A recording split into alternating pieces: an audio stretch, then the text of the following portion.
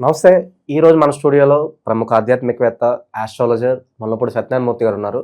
April మాసంలో మిథున రాశి వారికి ఎలాంటి ఫలితాలు ఉండబోతున్నాయో గురుగారి మాటల్లోనే అడిగి తెలుసుకుందాం. నమస్కారం గురుగారు. నమస్కారం. ఏప్రిల్ నెలలో మిథున రాశి వారికి ఎలాంటి ఫలితాలు ఉండబోతున్నాయి గురుగారు? మనకి లాస్ట్ మంత్ కంటే పోల్చుకుంటే కొంచెం ఆర్థికంగా ఎదుగుదల ఉంది బాగా మిథున రాశి వారు. మిథున రాశిలో చాలామంది పెసనారోళ్ళు ఉంటారు. వీళ్ళు అసలు జ్యోతిషం చెప్పించుకుని ఫీజే ఎవరు. సో ఫ్రీగా మాత్రం కబుర్లు చెప్పండి, గంటల గంటలు చెప్తారు. ముందుగా ఈ మిథున రాశి వాళ్ళందరికీ కూడా నూతన సంవత్సరం, విశ్వావసునామ సంవత్సరం శుభాకాంక్షలు చెప్దాం. ఇక ఆదాయం పుష్కలంగా వచ్చింది.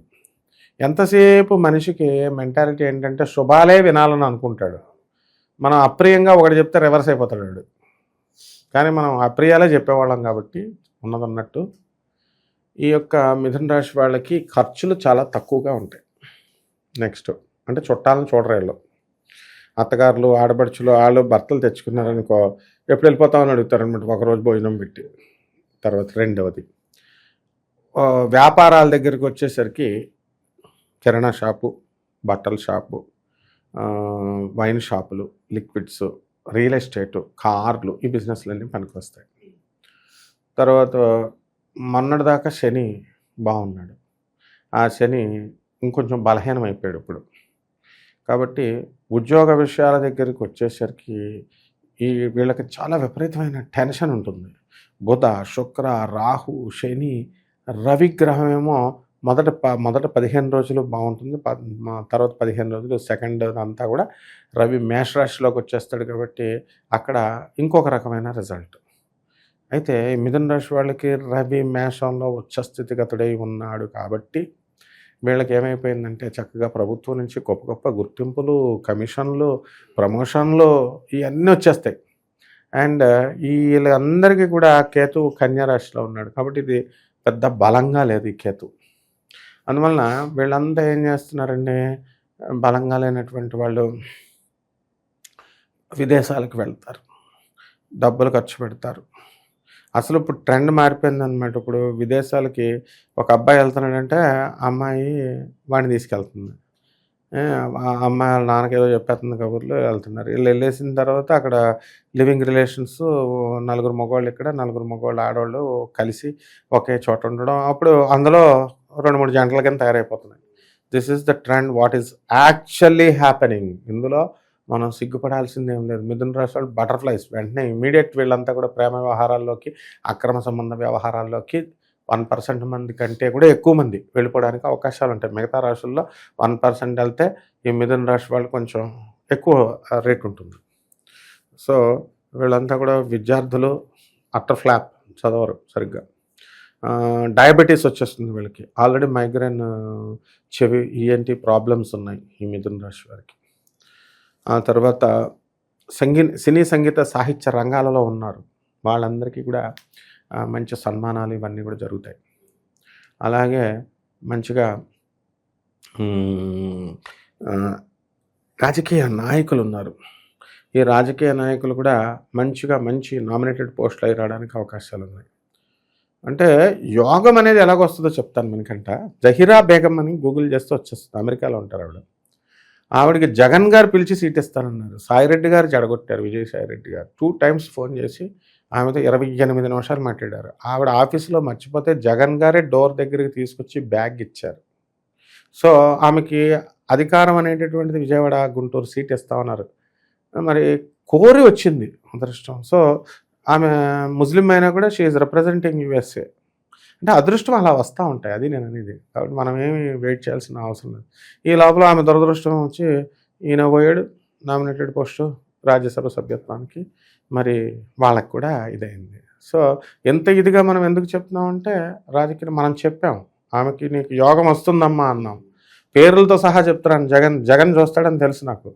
విజయసాయిరెడ్డి చూస్తాడు నా వీడియోలు, జగన్ గారు చూస్తారు.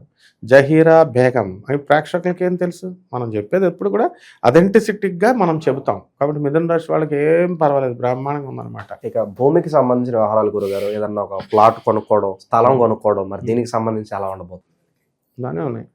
ఆల్రెడీ కొనిపించేశారు వీళ్ళు. భర్త ఎక్కడ డబ్బులు బాగా సంపాదించేశాడు.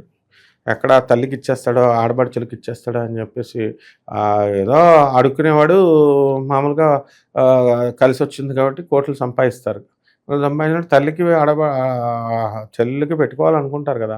నేను పోతాయని క్రిమినల్ ప్లాన్లు వేసేసి మిథున రాశి వాళ్ళు కొన్ని స్థలాలు ఇన్వెస్ట్మెంట్ అని చెప్పి ఇళ్ళు కొనిపించేశారు ఆల్రెడీ. ఇంకా మిగతా బ్యాచ్ ఎవరైనా ఉంటే వాళ్ళు గ్యారంటీగా కొనేస్తారు. వైవాహిక జీవితం ఎలా ఉండబోతుంది, అలాగే సంతానం కోసం ఎదురు చూసే వాళ్ళకి ఏదైనా గుడ్ న్యూస్ ఉందా? వైవాహిక జీవితం ఆల్రెడీ బ్రహ్మాండంగా ఉంది. భర్త మీద భార్యకి మమకారం లేకుండా, భార్యకి మమకారం లేకుండా, అబ్బాయి నేను ప్రేమిస్తున్నానండి భర్తని అంటారు. వాళ్ళు చేసే పనులు వాళ్ళు చేస్తారు.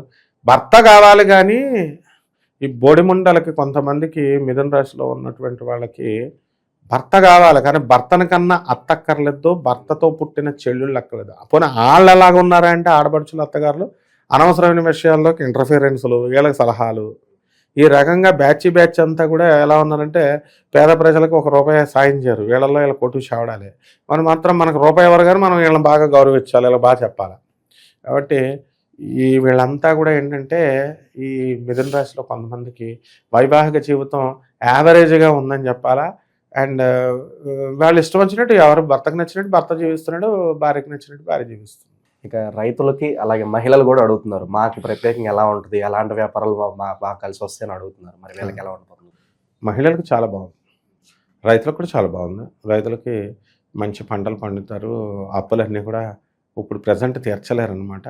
బట్ ఇట్స్ ఓవరాల్గా చాలా గుడ్. ఆకస్మిక ధనప్రాప్తి కావచ్చు, లేదా అనుకోని ప్రయాణాలు, ఇవన్నీ లాభదాయకం అంటారా వీళ్ళకి? ప్రతి బేవర్సన కొడుకు ఆకస్మిక ధనలాభం కోసం చూస్తాడు, ఏ రాసుడైనా సరే. ఆడి డబ్బులు మాత్రం ₹10 పోకూడదు. ఆడి మాత్రం జ్యోతిషం చెప్పించుకొని రూపాయి ఇవ్వడు. ఆడి కూతురుని లేపుకెళ్ళిపోతే ఒక బిల్డర్ గాడు నేనేం పూజలు చేయనండి, మీరు ముందే చెప్తున్నాను అంటే ఆడు ఆల్రెడీ నష్టపోయాడంటే ఎవడు అడిగాడరా నిన్ను అసలు. ఫస్ట్ ఏమి వినకుండా అంటే ఆ కూతురికి ఆడ పెళ్ళం విల్లా రాసి ఇచ్చేమన్నట్ట, విల్లా ఇచ్చేస్తున్నాడు.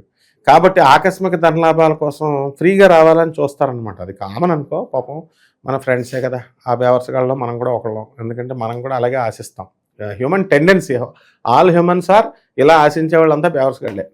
కాబట్టి అటువంటి వాళ్ళందరికీ కూడా కొంతమందికి ఆకస్మిక ధనలాభం రావడానికి అవకాశం ఉంది నాయన. అంటే ఎవరో దూరబంధువులు టపిని నచ్చిపోతారు, ఆస్తి వీళ్ళకి కలిసి వస్తుంది. అలా ఏదో రకంగా మొత్తం మీద మిథున రాశికి ఏప్రిల్ నెల చాలా బాగుందన్నమాట. ఇంకా మెరుగైన ఫలితాలు పొందడానికి గురుగారు మంచి పరిహారాలు ఉంటే తెలియజేయండి మిథున రాశి వారి కోసం. మిథున రాశి వాళ్ళకి పరిహారాలు ఏమన్నా, అత్తగారికి తిండి పెట్టి ఆడపడుచులకు తిండి పెడితే ఇదే పెద్ద పరిహారం. వాళ్ళకే సరిగ్గా చేయని వాళ్ళు గుళ్ళు గోపురాలకు గుళ్ళో వేస్తానండి, గుళ్ళో పంతులు గారికి వేస్తానండి, ₹100 వేస్తానండి. ₹100తో ఈ పంతులు ఇంక లైఫ్. అత్తగారిని సరిగా చూసుకోరు కానీ వాళ్ళ ఆస్తి మాత్రం కావాలి. అదే మరి, ఆస్తులు కావాలి. ఆడపడుచులకి మాట్లాడకూడదు. అసలు ఆస్తి కావాలి, అసలు భర్త కావాలి కానీ అత్తగారు వద్దని డైరెక్ట్ పిల్లల్ని కూడా మాట్లాడినివ్వకపోతుంటే అత్తగారుల చేత. చాలా మంది కూడా వేరు కాపురం పెడతానంటేనే ఆ కండిషన్ ఒప్పుకుంటేనే పెళ్లి చేసుకుంటున్నారు ఈ మధ్యన. అంటే చేతకాని చవటలు ఈ మగాళ్ళు అలాంటి వాళ్ళని కంటి కూడా చూడకూడదు. అలాంటి వాళ్ళని ఇళ్ళకి పెళ్లి చూపులకు కూడా వెళ్ళకూడదు. అప్పుడు సొసైటీ మారుతుంది.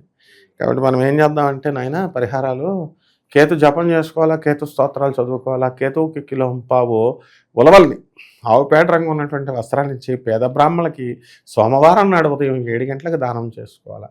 అలాగే దశమహావిద్యల్లో ఒకటైనటువంటి ధూమావతి అమ్మవారి యొక్క హోమాన్ని జరిపించుకోవాలా. జమ్మి చెట్టుకి నీళ్లు పోసి జమ్మి చెట్టు చుట్టూ ప్రదక్షిణలు చేసుకోవాలి. ఈ విధంగా చేసుకుంటే బ్రహ్మాండంగా ఉంటుంది నాయన. చాలా బాగా వివరించారు గురుగారు. ధన్యవాదాలు. ధన్యవాదాలు.